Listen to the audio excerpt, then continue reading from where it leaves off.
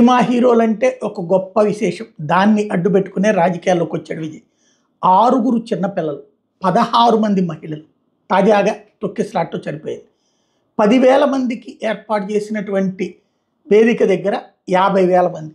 Corner meeting అని permission తీసుకుని 7 గంటలు ఆలస్యంగా వచ్చినటువంటి విజయ్ చేసినటువంటి తప్పు. అతని కోసం వచ్చినటువంటి వాళ్ళు పిల్లలకి పాలు పట్టించడానికో, పిల్లలకి టిఫిన్లు పెట్టించడానికో అటు ఇటు తిరుగుతూ వచ్చారు. విజయ్ వస్తున్నాడని తెలియగానే పరిగెత్తుకుంటూ వచ్చారు వాళ్ళందరూ చూడటానికి.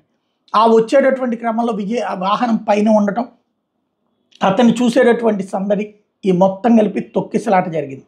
ఓవరాల్గా దారుణమైనటువంటి సంఘటన చోటు చేసుకుంది.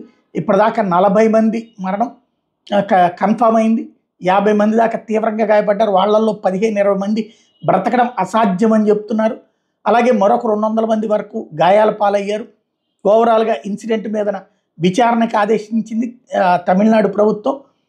దానికి బాధ్యులైన వాళ్ళ మీద చర్యలు తీసుకుంటామని చెప్పింది.